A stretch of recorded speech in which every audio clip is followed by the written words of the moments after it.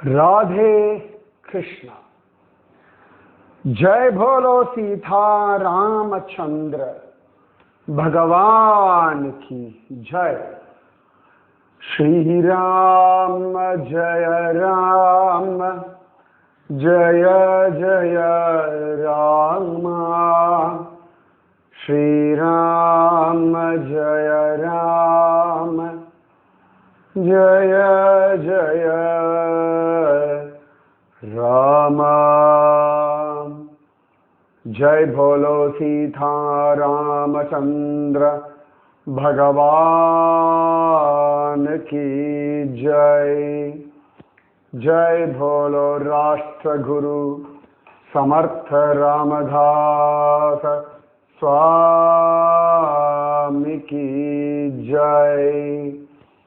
जय बोलो वीर धीर शूर आंजनेय स्वामी की जय। जय बोलो स्वराज्य सिंहासनाधिपति छत्रपति शिवाजी महाराज राजे की जय। समर्थ रामदास மகாத்மாக்களுடைய பெயர்களே நமக்கு ஒரு உற்சாகம், பலம், குதூகலம் எல்லாமே கொடுக்கும். இப்ப சுவாமி ராமானுஜர் அப்படின்னா உடனே சரணாகதி அது ஞாபகம் வரும். ஸ்ரீ கிருஷ்ண சைத்தன்ய மகாபிரபு நிச்சயமாவே மகாமந்திரம் ஹரே ராம ராம ராம ஹரே ஹரே, ஹரே கிருஷ்ண கிருஷ்ண கிருஷ்ண ஹரே ஹரே அது ஞாபகம் வரும். சந்த் துகாராம் மகாராஜ் விட்டல விட்டல விட்டல விட்டல விட்டல. சமர்த்த ராமதாசர் இந்த வீரம், தேசப்பற்று, வைராக்கியம் இதெல்லாம் ஞாபகம் வரும். எப்படி நம்ம கிருஷ்ணன் அப்படின்னு சொன்னாலே ஒரு சிரிப்பு, ஒரு சந்தோஷம் ஆட்டோமேட்டிக்கா வந்துடும். ராமன் அப்படின்னு சொன்னாலே ஒரு மரியாதைக்குரியவனாக தானாவே ஒரு அபிமானம் வரும். நரசிம்மர் அப்படின்னு சொன்னாலே அந்த உக்ரம், வீரம் இதெல்லாம் வந்துடும். அதே மாதிரிதான் மகாத்மாக்கள். இந்த மகாத்மாக்களுடைய நினைவுகள், அவர்களை பற்றிய விஷயங்கள், அவர்களுடைய சரித்திரங்கள் இதெல்லாம் என்னைக்குமே நமக்கு வழி காட்டிகிட்டே இருக்கும். எப்படி சூரியன், நம்ம மூதாதையர்களும் சூரியனை பார்த்திருக்கார்கள், நாமும் இன்னைக்கு சூரியனை பார்க்கிறோம். நாளைக்கு பின்னாடி வரக்கூடிய நமது தலைமுறையும் சூரியனை பார்க்கும். அப்ப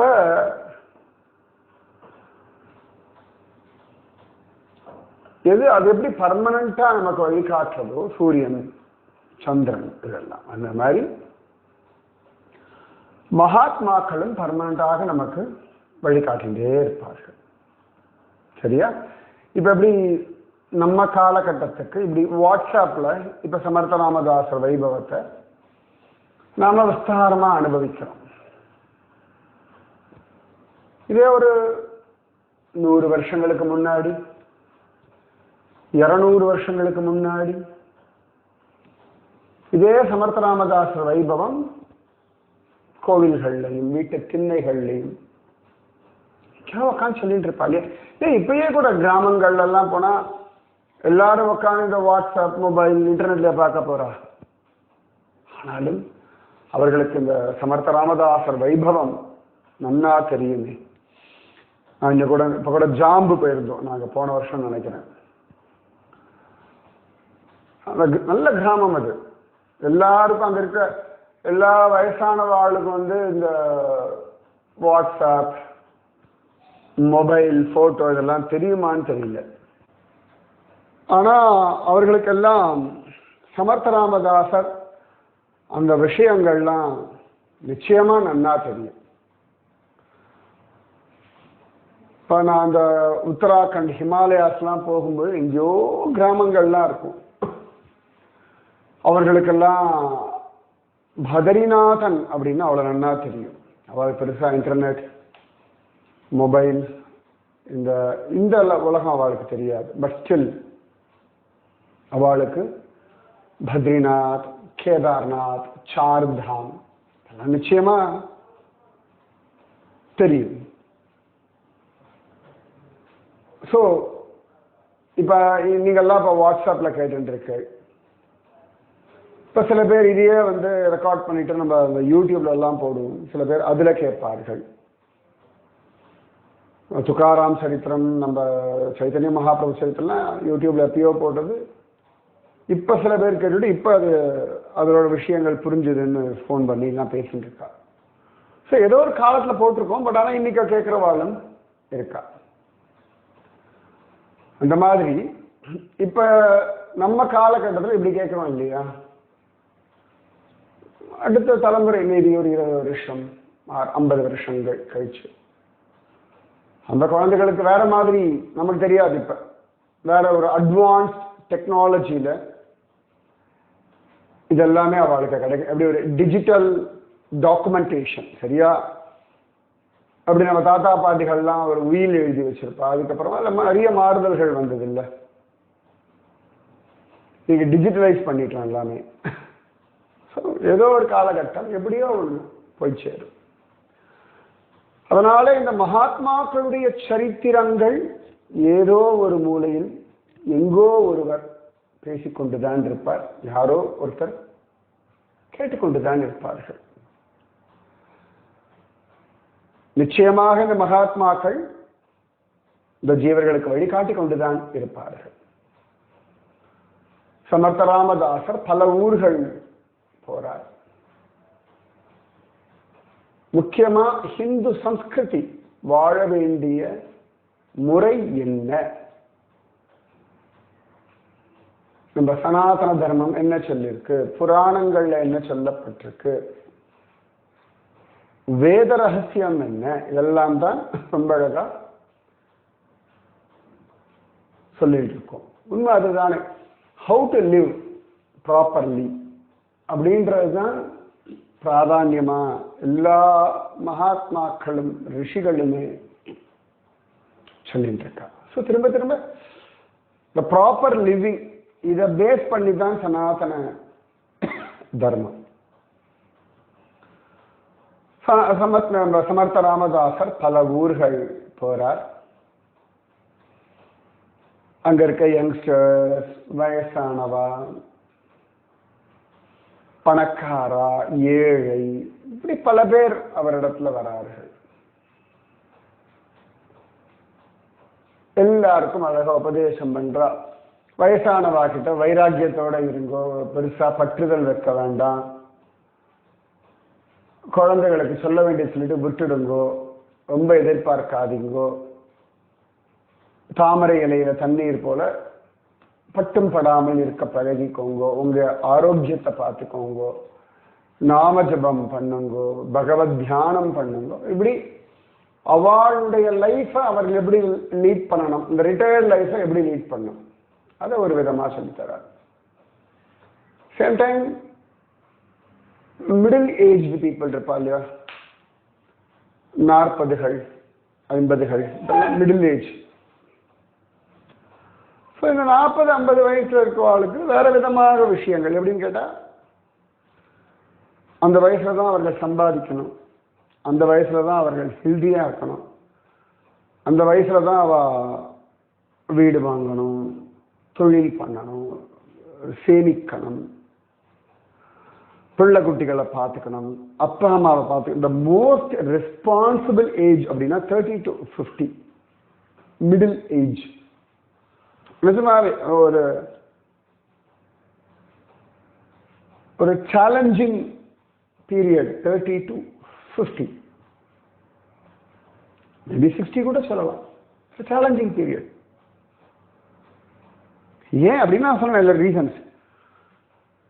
அப்பதான் வேலைக்கு போனோம், அப்போ தான் நல்லா சம்பாதிக்கணும், அப்போ தான் வீடு வாசல் வாங்கணும், நகை நட்டு சேமிக்கணும், அப்பா அம்மாவை பார்த்துக்கணும், அடுத்த தலைமுறையை பார்த்துக்கணும். போன தலைமுறைக்கும் அடுத்த தலைமுறைக்குமான ஒரு கேப், ஒரு பிரிட்ஜ்.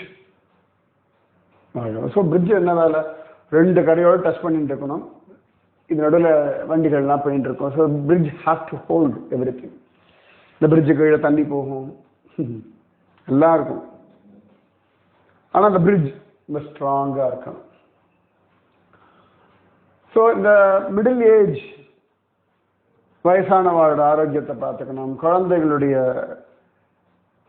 அவா வாழ்க்கை முறை, அவா போக வேண்டிய முறை,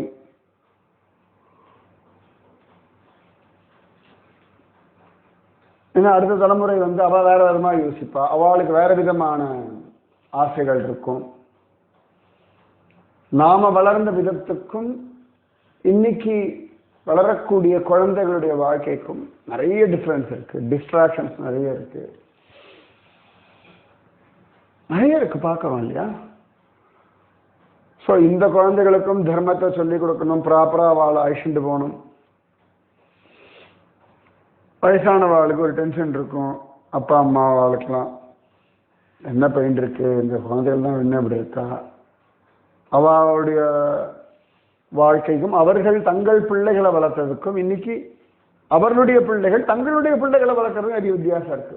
இப்ப எங்க அம்மா என்ன வளர்த்ததுக்கும் நான் என் பிள்ளைய வளர்க்கறதுக்கும் நிச்சயமா நிறைய வித்தியாசம் இருக்கத்தானே செய்யும். ஒரு அம்மா அந்த காலத்தை தன் பொண்ணை வளர்த்ததுக்கும் இந்த காலத்துல ஒரு அம்மா தன் பொண்ணை வளர்க்கறதுக்கும் வித்தியாசம் இருக்கும். இப்போ 3 தலைமுறை இருப்பா, பாட்டி, அம்மா, பேத்தி. இல்லாட்டி 4 தலைமுறை இருப்பா, கொள்ளு பாட்டி, பாட்டி, அம்மா, கொள்ளு பேத்தி. வேஸ்ட் டிஃபரன்ஸ் உண்டு. ஸோ இதுல இந்த மிடில் ஏஜ்ல இருக்கிறவா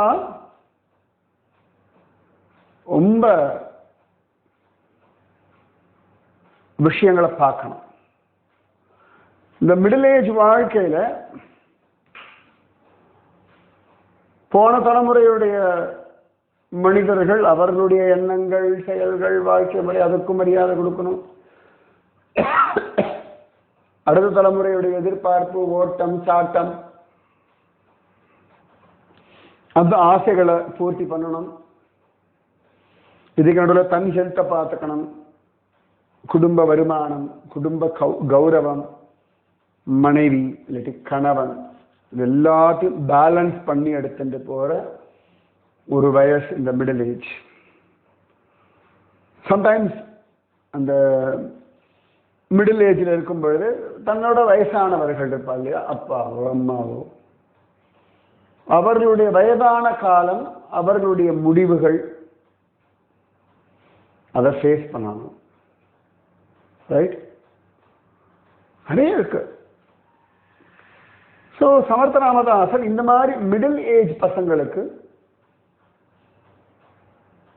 அவளுக்கு தகுந்த மாதிரி உபதேசம் பண்றான். யங் அடல்ட் அவளுக்கு வேற மாதிரி சொல்லணும், குட்டீஸ் அதுகளுக்கு வேற மாதிரி சொல்லணும். சமயத்தில் சில பெரியவாளை சொல்லுவா, நீங்க குழந்தைகள்லாம் ரொம்ப ஃப்ளெக்சிபிளா இருக்காது. நான் சொல்லுவேன், ஆமா, அவ உலகம், அவளோட ஜென்ரேஷன் வேற, உங்க கதை வேற, கம்பேரே பண்ண முடியாது. அவளுக்கு எந்த விதத்துல போனா அவர்களுக்கு அழகாக தர்மத்தை புரிய வைக்க முடியுமோ அப்படி எடுத்துட்டு போகணும். எவ்வளவுதான் மனசை போட்டு குழப்பிண்டே கிடக்கிற வாளுக்கு திட்டி சும்மா வாயை மூடிட்டு தேவையில்லாம் மனசை போட்டு அடிக்காதீங்கன்னு சொல்லதான் வேணும். எவ்வளவு வயசு குழந்தைங்க மனசு அழகாக இருக்கு, வெரி காமன். அது கட்டுக்கடங்காத குதிரை, காற்றாற்று வெள்ளம், அதை ஹேண்டில் பண்ற விதம் வேறதான். நிறைய வித்தியாசம் இருக்கு இல்லையா? இது எல்லாத்தையும் பேலன்ஸ் பண்ணி எடுத்துட்டு போகும். சமர்த்த ராமதாசன் ரொம்ப அழகா அதை பேலன்ஸ் பண்ணிட்டு இருக்காரு.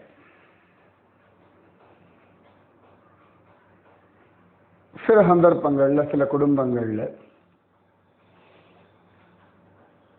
சில வயசானவர்கள்லாம் சமர்த்த ராமதாஸ் இடத்துல ஆசீர்வாதம் வாங்க வருவா.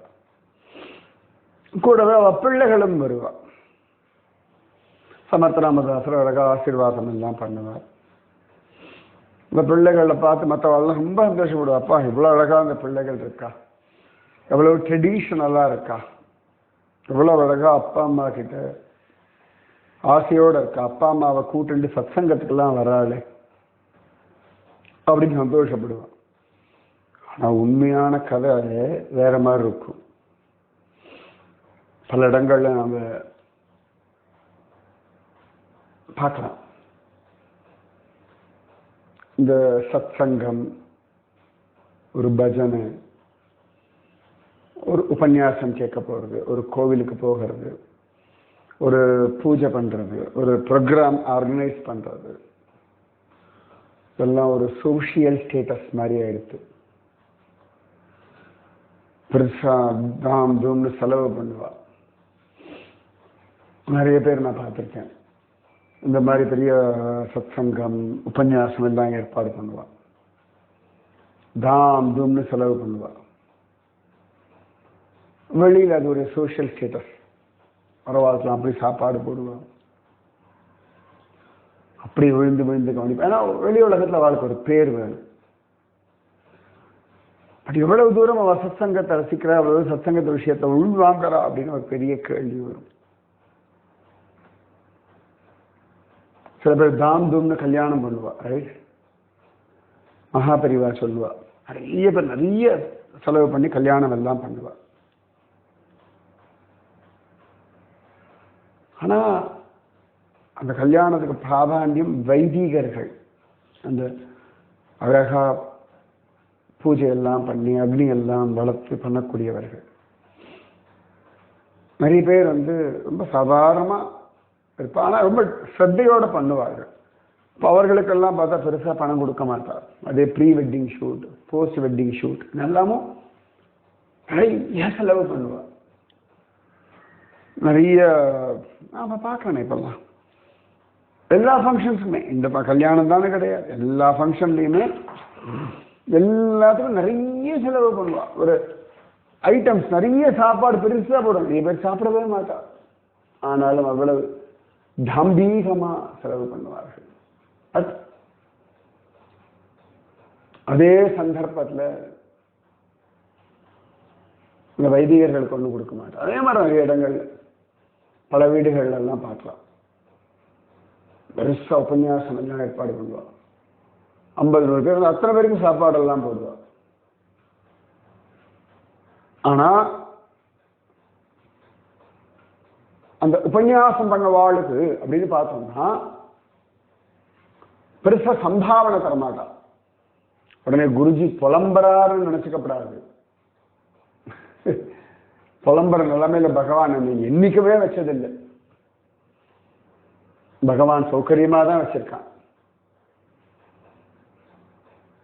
அதாவது எதுக்கு மரியாதை, எதுக்கு அதிகமாக நாம தனத்தை செலவு பண்ணணும்னு ஒரு தர்மம் இருக்கு, அதுக்கு சொல்றேன். அதே மாதிரிதான் பல இடங்கள்ல பல பேர் இந்த சோசியல் ஸ்டேட்டஸ்ல மயங்கிடுவா. அவ எப்படி பூஜை பண்ணுவா தெரியுமா, அவ எவ்வளவு ப்ரோக்ராம்ஸ் ஆர்கனைஸ் எல்லாம் சொல்லுவார்கள். வீட்டில் போனா அப்பா அம்மாவுக்கு மரியாதை இருக்காது, பெருசா ஸ்ரத்த இருக்காது, தாம்பீகம் பல இடங்கள்ல நான் பார்த்திருக்கேன். அப்பா அம்மாவை பார்த்துக்கிறதே வெளி உலகத்துல ஒரு ஸ்டேட்டஸ் மாதிரி ஆக்கிட்டா. அது தர்மம் அப்படின்னு ஆசையோட பண்ணணும் இல்லையா? அவளுக்கு ஒரு ஏசி ரூம், இல்லாட்டி அவளுடைய உடல் சௌகரியங்களை மட்டும் பண்றதுன்னு இல்லை, அவளுக்கு அன்பும் அக்கறையும் நேரமும் கொடுக்கணும். வயசான வாழ்றது அன்போட இருங்கோ, அக்கறையோட இருங்கோ, நேரம் கொடுங்கோ. நேரம் கொடுத்துதான் ஆகணும். டெய்லி ஒரு 10 நிமிஷமோ ½ அன் ஹவரோ உங்க மனைவிக்கு நீங்க நேரம் கொடுத்துதானே ஆகணும். உங்க மனைவிக்கு உங்களால் நேரம் கொடுக்க முடியணும், உங்க அப்பா அம்மாவுக்கு நேரம் கொடுத்துதான் ஆகணும். உங்க கணவனுக்கு நேரம் கொடுக்கணும்னா உங்க அப்பா அம்மாவுக்கு நேரம் கொடுக்கணும். You have to balance this. நீங்க தான் பேலன்ஸ் பண்ண, ஒரு எக்ஸ்ட்ரா டைம்லாம் தர முடியாது. நீங்க தான் உங்கள் நேரத்தை பகுத்து அழகா உபயோகப்படுத்திக் கொள்ளணும். நிறைய பேர் அப்பா அம்மாவுக்கு டைம் கொடுக்கறது இல்லை, பேசுறதுக்கு டைம் கொடுக்கறது இல்லை. அது எப்படி வாட்ஸ்அப்லையும் ஃபேஸ்புக்லையும் மணிக்கணக்காக இருக்க முடியும், யூடியூப்ல மணிக்கணக்காக பார்க்க முடியும்னா அப்பா அம்மாவோட 10 நிமிஷம் பேசுறது என்ன கஷ்டம்? சும்மா ஏதோ பேசணும், அவ அதே கதையே பேசணுமே, சோ வாட், என்ன அப்ப அவளுடைய ஆனந்த விஷயங்களை திரும்ப திரும்ப சொல்லுவா, சொல்லட்டுமே, என்ன? அதே சினிமா, அதே காமெடி சீன்ஸ் தானே எத்தனை வாட்டி மீம்ஸ்ல பாக்குறேன், அதே மீம்ஸ் எத்தனை பேருக்கு ஃபார்வர்ட் பண்றேன், அதே உலகார்ந்த விஷயம் எத்தனை பேர் திரும்ப திரும்ப திரும்ப திரும்ப திரும்ப திரும்ப பேசிட்டு இருக்கு. ஒரு ஆத்மார்த்தம் வேணும். அப்பா அம்மாவோட செருப்பு சைஸ் எத்தனை பேருக்கு தெரியும்? அப்பாவுக்கு என்ன கலர் பிடிக்கும், அம்மாவுக்கு என்ன சாப்பாடு பிடிக்கும், நாம தெரிஞ்சுக்க வேண்டிய நிறைய இருக்கு. அப்பா அம்மா படிச்ச ஸ்கூல் என்ன, பிறந்த ஊர் என்ன, வாழ்ந்த இடம் என்ன, எத்தனை விஷயம் நம்ம தெரிஞ்சு வச்சுருக்கோம். நம்ம கூட இருக்கிறவங்களை பத்தி நாம தெரிஞ்சுக்க வேண்டாமா? எத்தனை பேருக்கு மனைவியுடைய கை வளையல் சைஸ் தெரியும்? எத்தனை பேருக்கு தன் குழந்தைகள் யூஸ் பண்ற பிராண்ட்ஸை பத்தி தெரியும்? அப்பாக்கள் பல பேருக்கு கேட்கிறேன். கிவ் டைம், நேரத்தை கொடுங்கோ. குடும்பம்ன்றது அன்பும் அரணும் எல்லாம் சேர்ந்தது. ஒரு ஆத்மார்த்தம் வேணும். உங்கள் கணவரிடத்துல, உங்கள் மனைவியின் இடத்துல, உங்கள் தாய் தந்தையர் இடத்துல இந்த ஆத்மார்த்தம் தான் மிஸ்ஸிங். இன்னைக்கு பணம் இருக்கு, காசு இருக்கு, இப்பெல்லாம் வாட்ஸ்அப் இருக்கு, வீடியோ காலில் உட்காந்து பேசலாம், எவ்வளவோ இருக்கு. Spend time, give time.